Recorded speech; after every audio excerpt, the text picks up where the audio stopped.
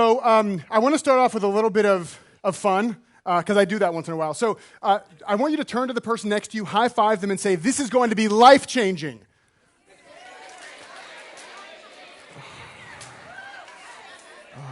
All right, wait. That's too much pressure. Hold on. Hold on. Let's try it again. Turn to the person next to you, high-five them, and say, "This is going to be about an hour." Okay, cool. Yeah. Cool. Yeah, that feels better to me. That feels better. That feels a lot better. Okay, so what we're going to be talking about today is the Self-Leader's Guide to Create Motivation, Money, and Magic in Your Business. That is not a typo. I just love alliteration, and there are no synonyms for business that start with the letter M. So that's why that's up there. I'm Jason Goldberg, creator of the Playful Prosperity Program, best-selling author of Prison Break, and strategic user of quotation marks. And we are going to do some fun stuff today. First, a question for the audience. Raise your hand if you have ever drowned in feces. Raise your hand if you have drowned in feces. Good, we got one. Anybody else? One in the back there? Good, okay. Cool. I really thought that more people would have said yes to that. I don't know if this presentation is going to work. I apologize ahead of time, Ajit. This may go really horribly wrong.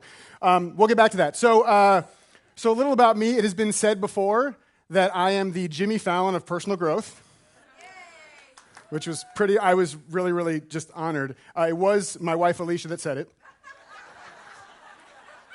And it was when I asked her to say it. And it still fucking counts. And before we can really dive in and get into the transformational stuff that's actually going to do something for your life and your business, I think that's what you're here for. I think it's what the sign said outside, something about life and business or transforming or being a coach or some shit. It's really important that you trust me and that there's a lot of credibility and that I can show you how amazing and powerful and accomplished I am. And I don't want to waste a lot of time doing that because I want to talk about real stuff. So what I've done is put together a quick highlight reel so you can know everything that you would need to know about me in about 15 seconds.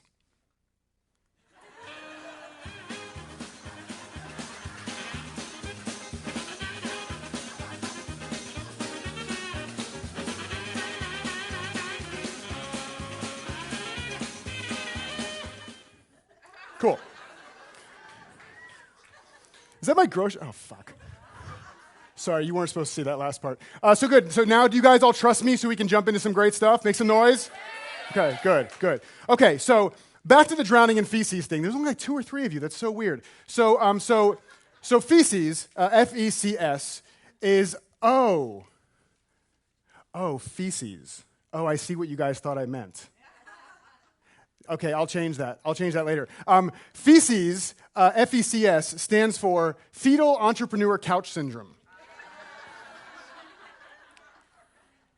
And it's something that I have definitely been afflicted by. Anybody else ever been afflicted by? See, you've drowned in feces, all of you, and now you get it. It was me. It was the acronym thing. It's a language barrier, so many cultures. I get it. Symptoms of Fetal Entrepreneur Couch Syndrome is being an entrepreneur, curling up on the couch in the fetal position, kind of whining and moaning like a little pissy bitch, and thinking that you should probably just quit and go back and get a job because you're not cut out for this. Everybody's familiar with this? Yeah, cool, good. Not so foreign. And this is a really interesting occurrence, and I've experienced this several times in my life. There was one time in particular, though. It was the first year of me being a full-time coach. And my first year as a coach, which was 2013-ish, I made $12,000 my first year. And, well, that's not entirely true. It was like $11,860 something.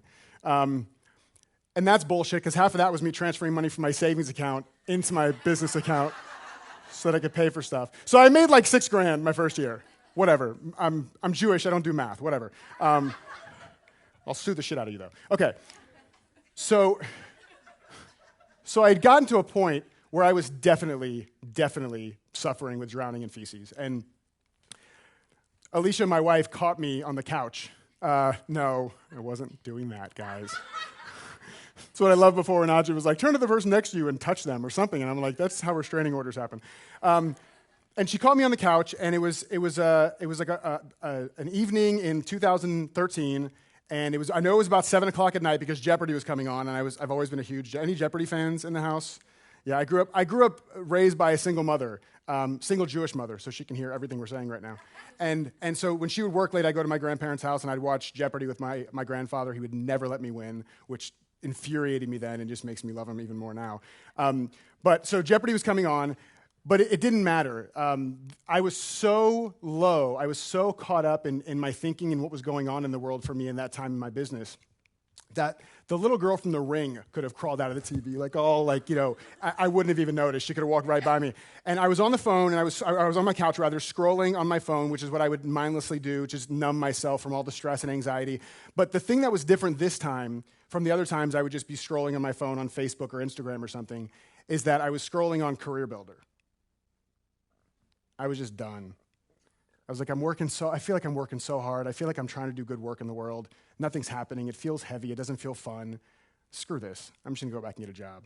Anybody ever had that feeling like, just screw this, I'm going to get a job? No matter how much you love it and you love the people you work with, sometimes it just feels like too much. And I was definitely there in that moment.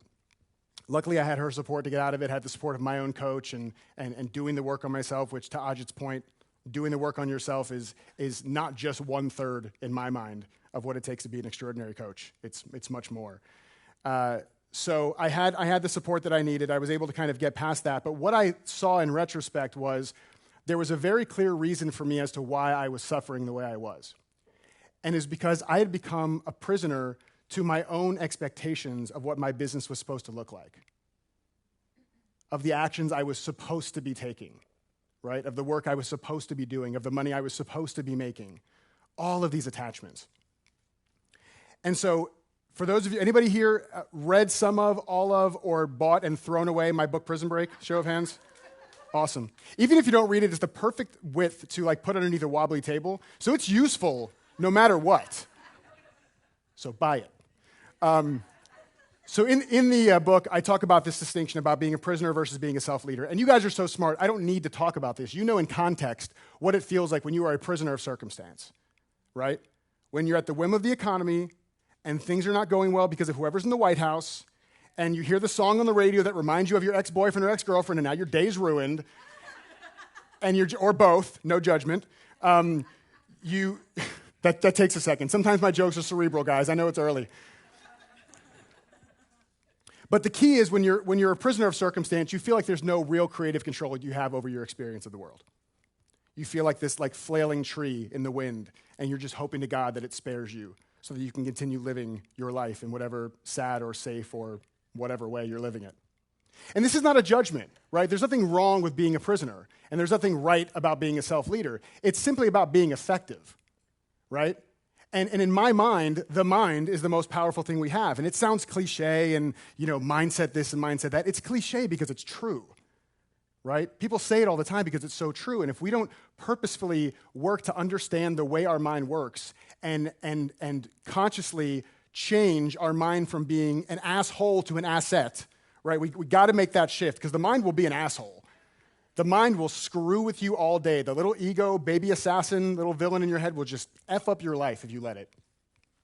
And to instead take this purposeful action to be a self-leader, somebody who creates the world that they want, who creates their experience of life, and doesn't rely on any outside parties, any outside circumstances to save them or make it easier or make it work for them. Does this make sense? Show of hands? Yeah? Good. Awesome. So what I want to talk about with you guys today is something that I've discovered looking back, especially through my moment of being drowning in feces, of how you can take the approach, look through the lens of self-leadership, look through the lens of radical responsibility and honesty and the spirit that you're bringing to the work you're doing as a way to be more effective. And I love that I get to go first doing this because doing this kind of thing in my mind, and I'm biased because I'm at the front of the room, is the underpinning, the foundation so that everything else you learn this weekend will be more effective when you execute it, right? So that's what I want to talk about. Now, the first thing I want to talk about, though, is this word magic. We talk about magic. Everybody wants to create magic in their business. Typically, the ones talking about magic in their business have several pairs of Lululemon pants. Typically. It's not scientific. And that goes for men, too. This is not just, there are plenty of men I know who wear unicorn Lululemon pants. You know one of them, as a matter of fact, yes. So magic in our business. Now, This is going to sound like I'm downing the woo-woo people. I am not at all. I love woo-woo people, and I say that because if not, they'll put a hex on me, and something will happen. You just never know. It's just kind of stay safe. But in my experience, a lot of times when people talk about magic, they're talking about a very passive thing. They're going to visualize and manifest, and then things are just going to show up for them. And some people have had that experience, and I think that's amazing. I think, recreationally using drugs is fine in this day and age. But I want to take a more active role in magic.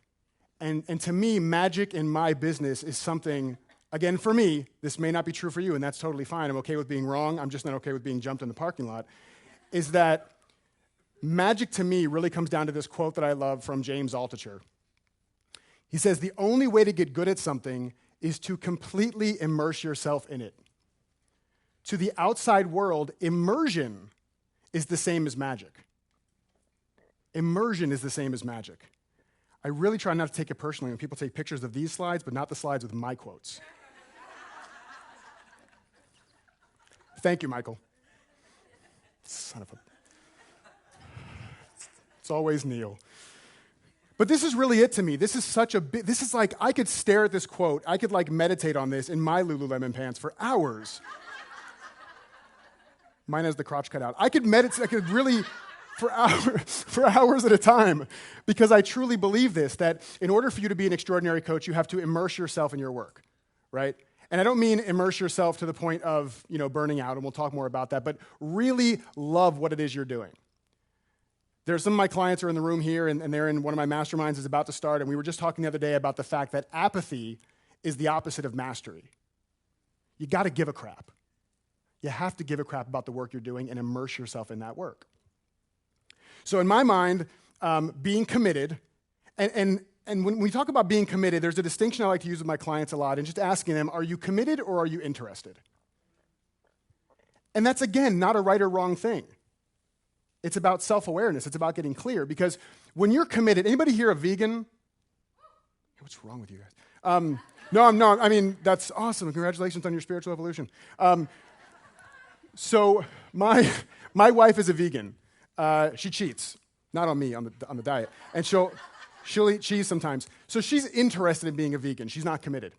And so when we go to the grocery store and we pass by the cheese aisle, she has an existential crisis. Right? I shouldn't be going down that aisle, but the cow juice is calling me. And it's because she's interested in being a vegan. But when you are 100% committed to being a vegan, you can pass by the cheese aisle and it's like a wasteland of nothingness. Right? You don't even see it. There's no oh God, I'm debating, should I do it, should I not do it? So to discover what it is you're really committed to, whatever it is, just be committed to that. And if you're committed to that, just for today, not forever, not now and forevermore. That's a prisoner way to live. But in the self-leader's world, we do things just for today or just for this moment. If you commit to that and you stay on the path and you immerse yourself and take action, then magic happens, and magic equals success. So can we pretty much agree that kind of is probably how it works? Maybe? Okay, cool. All right. So then this entire presentation could have been 10 seconds, and I could say, do the work. I get long-winded sometimes. I'm sorry. So it seems like we agree that doing the work is integral to our success in building our businesses, yes? Okay. So why is it that armed with this fundamental, universally accepted principle, will we still struggle like hell sometimes to build our coaching business? We know, right? It's easy. It's just do the work. So why? What was that? Okay, what work is good? Yeah, getting clarity on what the work is. Yeah, totally, I get that.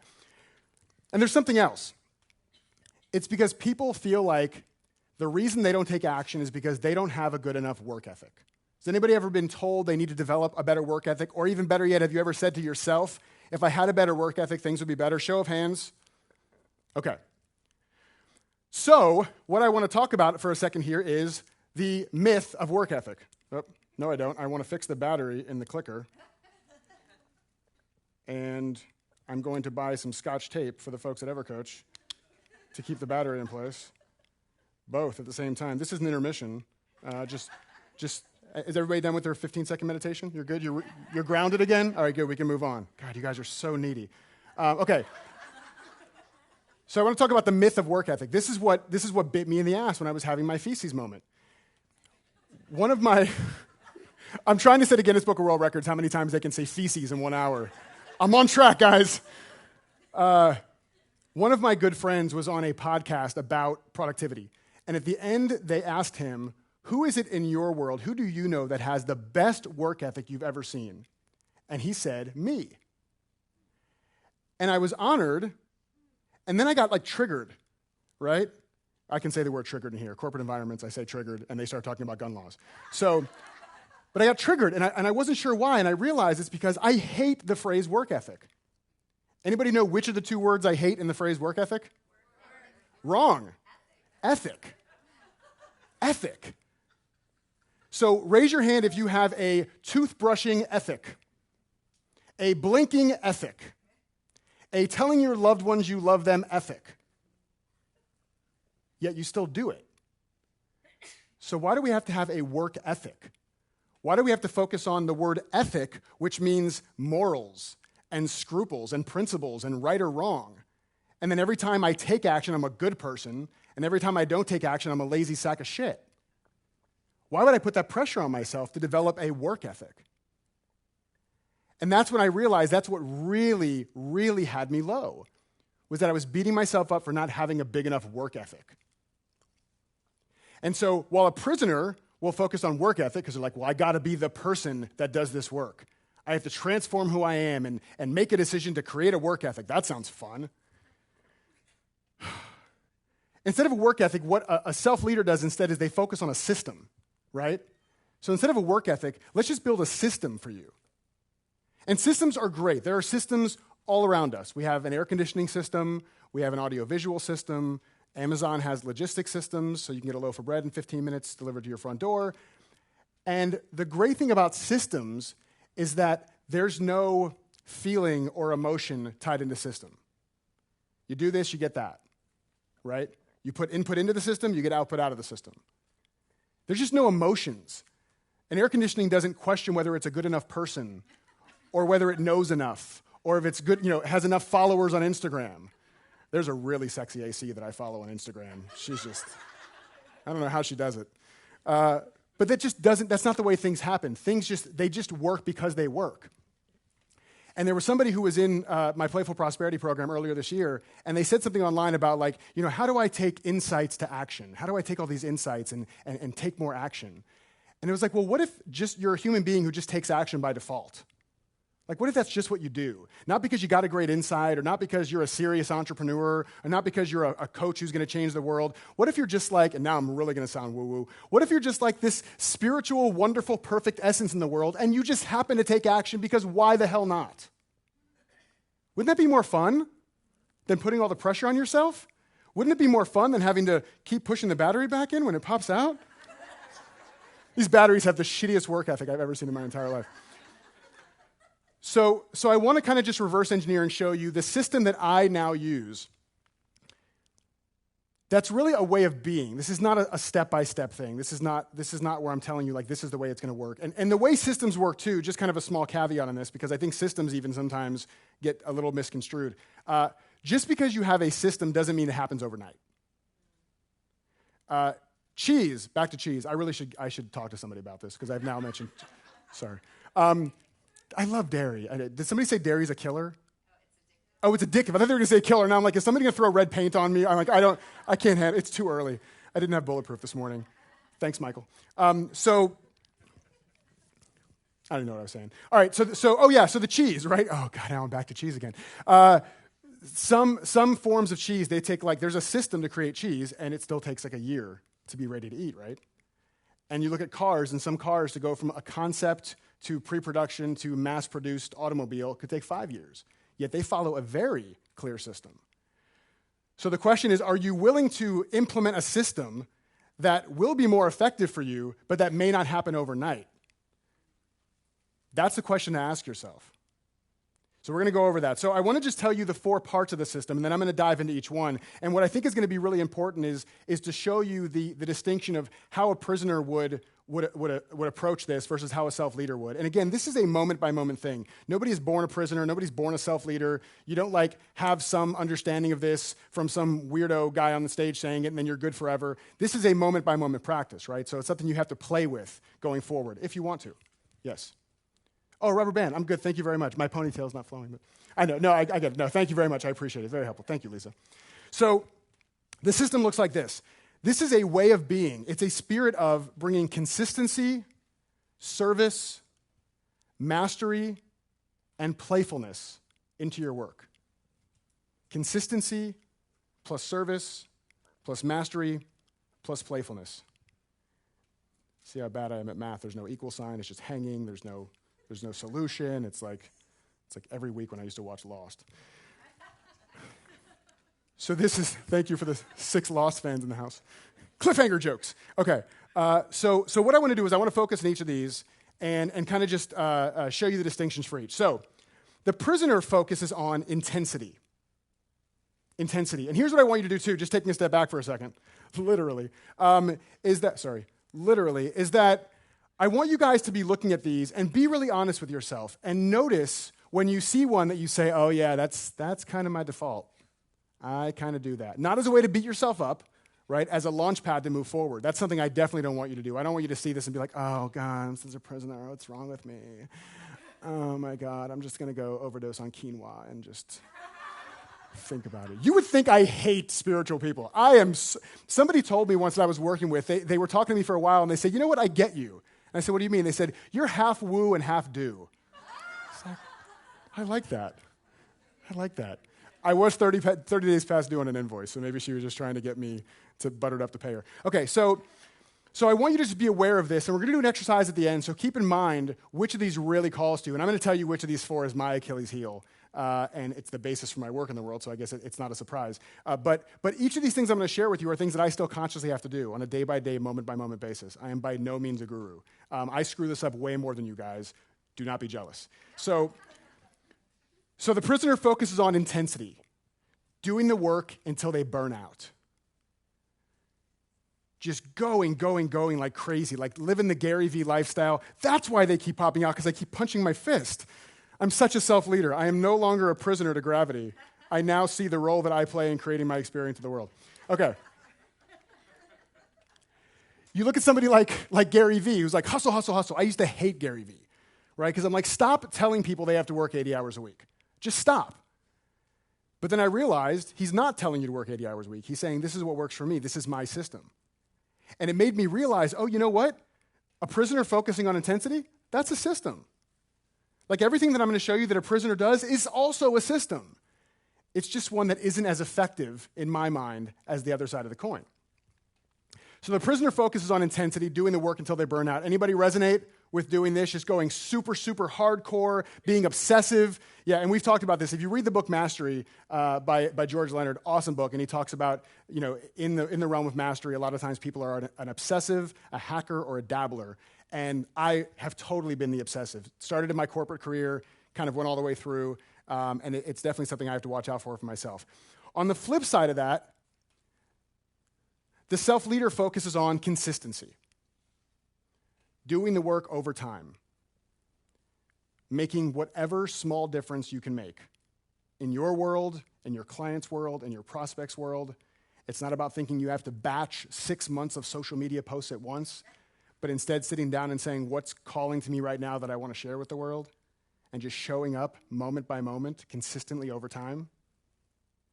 That's what the path of a master really is. That's what a self-leader does. And I had this brought to my attention. It was so amazing. A couple things. One is there's a TV show, I think it's called Fool Us with Penn and Teller. Has anybody seen this show, Fool Us with Penn and Teller? Such a cool show. Yeah, Luke, I know you've seen it. You should be on it. So what Penn and Teller do on this show is they have magicians or illusionists come up and do some kind of illusion, and if they're able to trick Penn and Teller, they get to come to Vegas and open up for them, right? If Penn and Teller can't figure out how they did the trick. And there was this guy who did this amazing illusion. I'm such a sucker, especially for card tricks. Such a sucker for that stuff. And he just did the most amazing trick I've ever seen. And so while Penn and Teller are conferring and trying to figure out, how the trick was done, the host of the show is talking to the guy who did the card trick, and he said, so how long have you been doing these illusions? And the guy says, 7 years. And I was like, wow, 7 years. And the host says, wow, only 7 years. Only 7 years? And that's when I realized, oh crap, there's no way to get off easy on this. You have to just do the work. You have to just show up day in and day out. And in my own personal life, Some of you may know, raise your hand if you know that I used to be a rapper. Raise your hand if you secretly hope that I'm going to rap. Raise your hand if you're good with disappointment. So I rapped for a number of years, and I rapped with a group of guys who were actually from Toronto. Several of them were from Toronto. T-Dot in the house. Cardinal official? Yeah, you know about that? Yeah, you know about Cardinal. So, sorry, we just had a little rap moment. I mean, back to professional coaching now. Thank you very much. So about 12 years ago, some of my buddies that I rapped with went to a club, a hip-hop club in Toronto, and we're just hanging out, and decided they'd take a picture together, because that's what, mean mugging rappers do. And in the background, in that orange circle, is a young man by the name of Aubrey Graham. Anybody know what name he goes by now? Drake. Arguably the #1 rapper in the entire world, looking like he had bad sushi, by the way. I don't know what happened to him. Literally, quite possibly, arguably the #1 rapper in the world.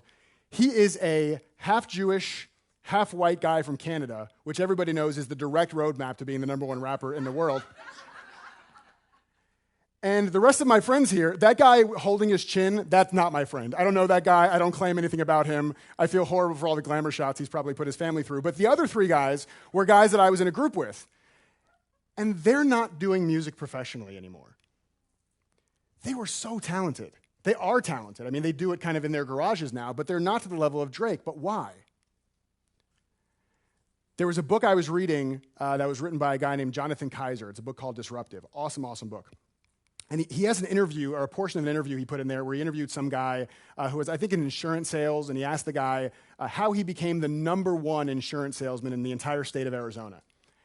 And his response, I'm paraphrasing, was something to the effect of, I was never the best, I just stuck around long enough for everybody else to quit. And it speaks to this again. Drake said, I don't care if I had gas station sushi. I am going to learn everything I can from this rap game, and I'm going to continue on my path. That's consistency. Okay, next, the prisoner focuses on ego, doing the work to look good. Ego, doing the work to look good. And this is not always to look good. Like some people, they look at this and they try to be like extra polished. That went out the window a long time ago for me. But they try to look extra polished or extra professional or extra whatever. But sometimes it's much more innocent than that. I don't believe, at least in this room, I don't believe people are trying to find a shortcut to make 7 figures of money so they can contribute to a puppy murder association. Like, I feel like there's pretty good people in this room. So what ego can show up as instead, and the way it's shown up for me, and I'll just tell you my experience, is in worrying so much about the little minute details of what your service looks like. Whether it's coaching packages, or your book, or your website, or your course, and just obsessing over those things. And it's so easy to lie to ourselves and say, no, it's because I care. No, you're lying. It's because you want to look good. I get it. And I'm going to show you proof that I get it in a second. But this is the way the prisoner looks at the work they do. They do the work to look good and to appear a certain way. The flip side of this is kind of, all the people that you'll see up on stage here, at least, I can vouch for, which I'm sure that now they probably want me to take that back. But I can vouch for, they live in this way, and this is what they teach, is the self-leader focuses on service. Really being of service. Really doing the work and having it come from your heart, regardless of what the form looks like.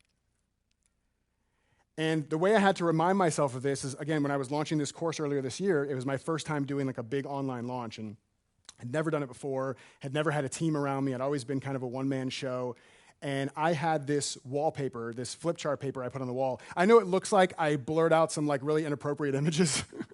They're not dongs, guys, I promise. It's just some sensitive stuff. But I had this on my wall. So first of all, it said at the top, how fucking lucky are you that this is your biggest stress? Figuring out how to serve people is your biggest stress in the world. And then my reminder there, ego versus service, stay in this place. Bring your enthusiasm and your joy. Bring your gratitude. Bring your fun and funny nature. This was my reminder at all times that when I said, oh, but wait, what if the platform's not right? And what if it doesn't render properly on the iPad? And maybe the content's not that great? And, I probably could have explained that metaphor better. And this worksheet looks like crap. I need to have it redesigned. And then the entire time, all these would-be clients who I could serve are just out there flailing around saying, I really wish Jason Goldberg had something I could do with him to play and have my life. No, I don't have time for you. I'm trying to make the greatest course in the world for you. but I don't have time for you. So that was how that works. So be very aware of when you're coming from ego and when you're coming from service. This is a huge one for a lot of us, including me, obviously. All these are mine. I can't pick one. I want them all. Okay. Next, the prisoner focuses on impatience. Right? I love when there's a giggle when I say some of these words. Like, that's not me. It's somebody I know. It's definitely not me. I promise it's not me. It's never been me. It's doing the work to make it happen faster. We're so focused on the outcome. It's got to happen now. It's got to happen now. And I had this, I just did it again, guys. No, I'm good. I had this young woman who came to me, and she was thinking about doing coaching. She had just started a coaching training program, and she said that in the next 6 months or so, she wanted to have close to or at a six-figure income directly from coaching. She wanted to move from Arkansas and live in Italy, and she wanted to be coaching the top leaders in industry. And by the way, she had had no real work experience at all. And so I said to her, we were on Skype, and I looked her in the eyes, or I looked her in the screen, and I said, I'm so sorry. I have so much compassion for you. I'm really, really sorry. She's like, why are you sorry? Like, well, I mean, which terminal illness do you have that you're going to die in 6 months, and so we need to get this done right now? Because whatever it is if there's a fund I can donate to help you with your medical expenses, just tell me. I want to help you in any way that I can. My coaching is equal mixed compassion and ridicule. And she got it right away, right? She's like, oh, yeah, that's right. I'm not dying. Sitting here perfectly safe in my Lululemon pants. She really had them, I promise. This is a real thing. See, I'd like to say these are all hypotheticals that I'm bringing up, but this is a real world. So focusing on impatience, again, just brings so much heaviness and so much weight into the equation of trying to create. It can feel like it takes a lot of effort to create sometimes, and being impatient about how long it has to take for that to kind of manifest and work itself out in the world is just unneeded stress and pressure on your mind. So instead, the self-leader, as I've mentioned a couple times already here, focuses on mastery, right? Doing the work to embody excellence. There's something about that phrase, and maybe it's just the alliteration again, because I'm such a sucker for that, but embodying excellence. Not being perfect, not being the best, but just like, imagine if you woke up in the morning and said, today I think I'm going to embody excellence. That is awesome. Some of you are like, that feels weird. But try it, it's really good. But this is what mastery is all about. It's about really looking at the long game of what you're doing. Looking at the fact that honestly, no decisions you make today are going to have that big of an effect on your life, unless it's jumping in front of a train. And actually, that doesn't have any effect on your life because you'll be gone. There would be no life to deal with. But to really understand that like things that happen in your life can inform, but they don't have to infect what it is you do, right? It can inform without infecting. So if you're on the path to mastery and you're focusing on process over outcome, you're celebrating those milestones, you're loving the process, which I know sounds so trite. Love the process. But when you really slow down into the moment of whatever you're doing, you can truly fall in love with that moment. It's not always easy, but if you just relax a little bit, you'll see it. And there's a question that I use that really guides me around this, at least in my own life. And this question I use this question almost every day on myself is, how do you intend to use your life? And it's a really interesting question. Thank you for those who are taking pictures of this. My name is not on this slide. I'm just kidding. It's an interesting question because there are times where I will ask myself this question and my head will be cocked sideways like a dog. And I'm even to myself, I'm like, what do you mean, dude? There's so much on your plate. You're so overwhelmed. Why did you say yes to that thing too? Like, this is so stupid. You always do this to yourself. You never create enough space. And then you get stressed out. The whole time this question is just sitting there waiting to be answered. But I can't see the answer, because I'm in such prisoner mode. I'm such a prisoner to circumstance. How could I possibly use my life? My life is using the shit out of me. And so when I can slow that down again and remember that I'm in this for the long haul, and I get into a more creative state, and I ask this question, then I start rubbing my hands together. And I'm like, oh, how do I intend to use my life? Let's figure that out. And I get super creative.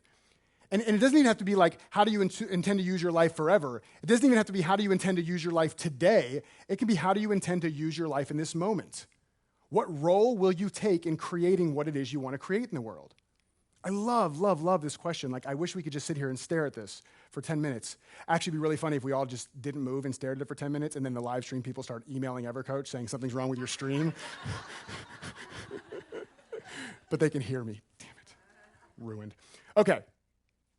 And the last of the four pieces to this system, at least the system I use, and this is my Achilles heel, the prisoner focuses on seriousness.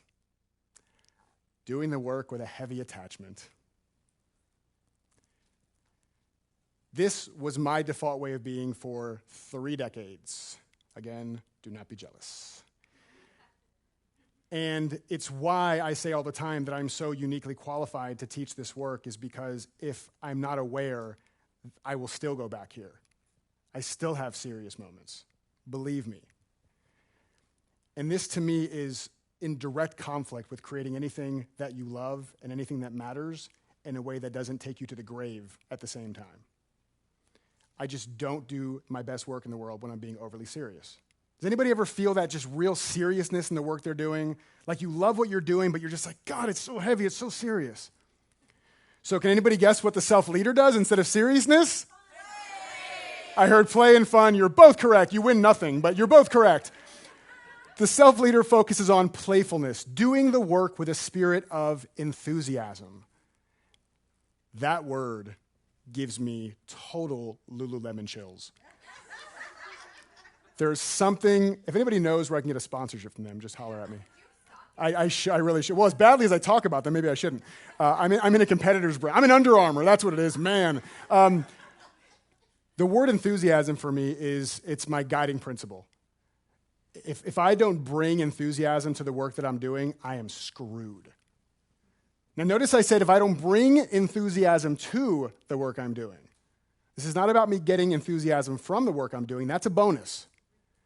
But the prisoner requires all of the things that they do to give them the feeling that they want. So I kind of get to my nerves when people say, like, do what you love and the money will follow.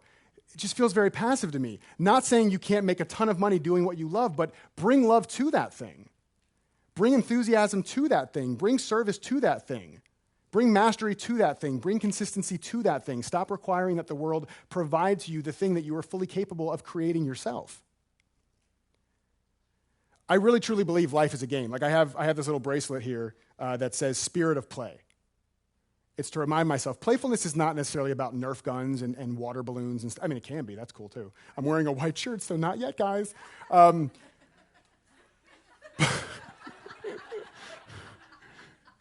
This will be on next year's copy. If you want to hear feces jokes and Lululemon jokes and wet T-shirt contest jokes, come to EverCoach Summit 2018.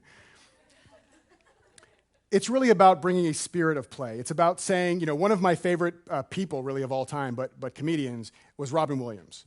Robin Williams fans? Yeah. Lost far too soon, but just made such an impact in my life with his work. And there was a clip of him on Inside the Actor Studio. Has anybody seen this clip? So good. Where he comes out and he's with like all the students or whatever, and at some point a woman in the crowd in the front row throws him like a silk scarf of some sort. And he immediately, doesn't even think about it. He wraps it around his head and makes it into like a headscarf, and then he wraps it around his waist and he pretends he's going into a Turkish bathhouse, and he just creates all these amazing characters out of nowhere. How do you think it would have been for him if before the episode aired, or before the episode taped rather, they took him backstage and said, Mr. Williams, just so you know, at some point during the interview, there's going to be a woman in the front row, very pretty woman, mid-20s. She has this pink silk scarf she got from Kohl's, 50% off, amazing deal, really check them out. She's going to lightly toss it up to you, and you're going to create somewhere between 3 and 5 characters. So we'd like to give you about 15 or 20 minutes now just to figure out what those characters will be, and then we'll see you on stage. He would have hated that. That would stifle his creativity. But what he knows, and what all of us have the capability to know as well, is that we can look forward to being tested if we're willing to play the game. If you went out and spent $300 on a set of windshield wipers that were developed by NASA and MIT and put them on your car, would you hope for a sunny day? No, you would hope for a torrential downpour because you want to see what they're made of. And so we can look ourselves in the mirror every day, come from this place of play and say, I want to see what this puppy is made of. Okay, so The way that I like to remember this, and how am I on time? I'm sorry, because I'm good? Okay, sorry, I'm looking at this and time, whatever. Is it's not your only line in the play. Now, there's a chapter in Prison Break about this. Prison Break, the #1 international best-selling book by Jason Goldberg that at least 4 people in this room have read. Thank you. And my mom, that's 5. I love my mom. She always shares my stuff on Facebook, and she has like 17 friends. And then she'll call me and be like, I always share your stuff, honey, just so you know. I'm like, it's awesome. I'm sure the cashier at TJ Maxx is going to be a huge client for me. So it's not your only line in the play. It's one of the ways I stay in a playful state.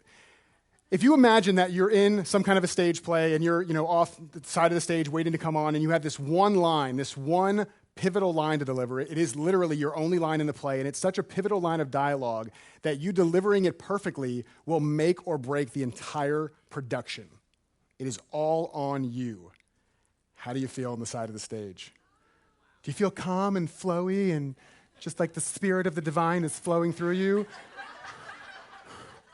Or is your butthole? Yeah. Anybody else get the visual? Sorry. How long do we have till lunch? There'll be a buffer. But if instead, what if you were the lead in the play? What if you didn't just have one line? You literally had lines of dialogue on every page of a 90-page play.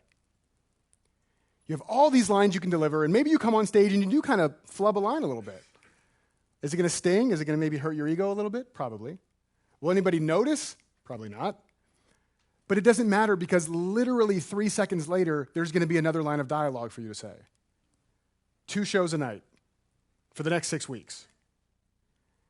And we have the same thing in our real life, except it's not 2 shows a night for the next 6 weeks. It's every moment for the rest of our lives. So why would we put so much pressure on whatever it is we're creating in this moment when we have the ability to create whatever we want for the rest of our lives? I'll do an exercise sometimes in workshops and with clients where I ask them, I say, if I told you you were not allowed to be successful or make any money until you created 100 things, I don't care what the things are, programs, book chapters, blog posts, social media posts, if you had to create 100 before you were allowed to be successful, how would you feel about approaching creating this thing right now? Like, well, shit, I just want to get it done. I want to get to the 101 so I can start making money. Great. Start creating. It's not your only line in the play.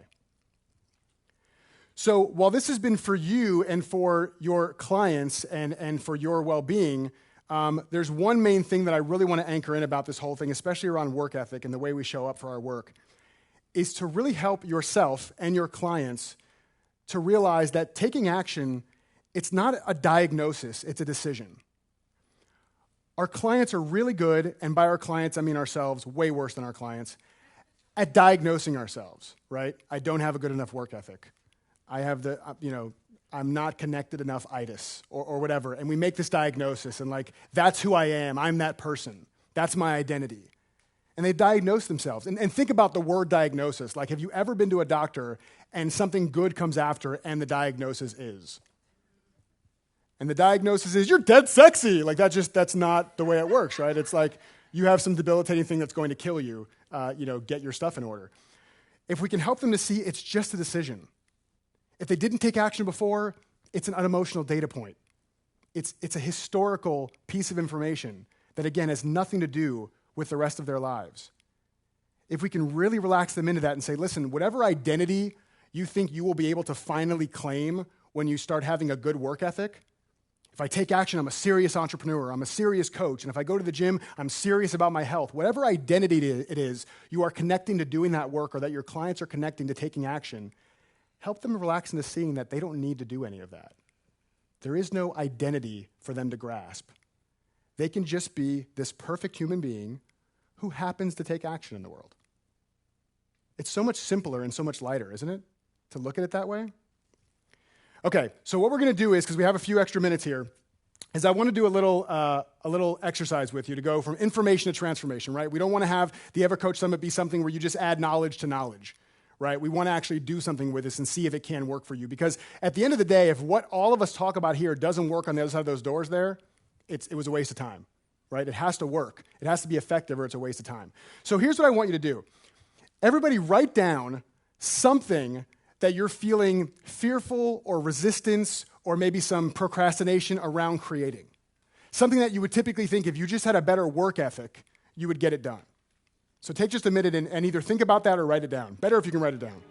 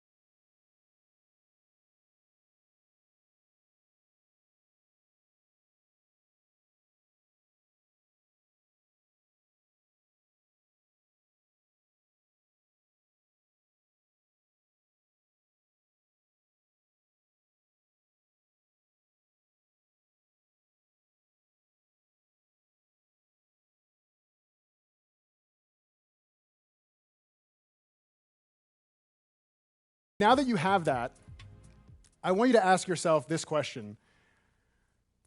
If I knew that embodying 5% more of a spirit of one of these things, just pick one for now. You can do all four when you get home or all four over lunch. Pick one of these that really called to you in the system. Consistency, service, mastery, or playfulness. The one that really stuck out to you and said, man, yeah, if I did more of that, that would be really powerful. And ask yourself, if I knew that embodying 5% more of a spirit of playfulness would accelerate my success, how would I approach that thing you wrote down? 5% more, because we can all do 5% more. I'm not telling you to be 100% more playful or 100% more of service or 100% more masterful or 100% more consistent. 5%. So pick one of these and write down, if I knew that embodying 5% more of a spirit of one of these would accelerate my success, how would I approach that thing differently? If I was going to embody 5% more playfulness, if I knew that was going to really make me successful, how would I approach reaching out to that prospect or writing that blog post or putting together that talk or writing that book chapter?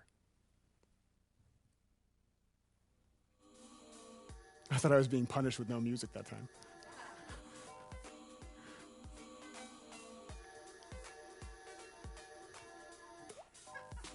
If you're laughing, that means you're not writing.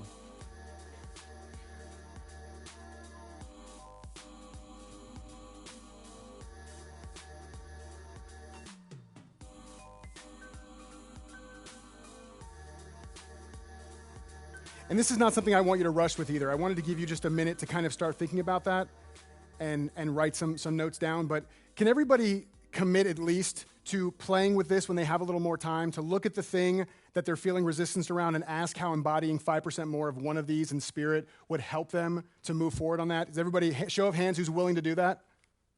Awesome. Fantastic.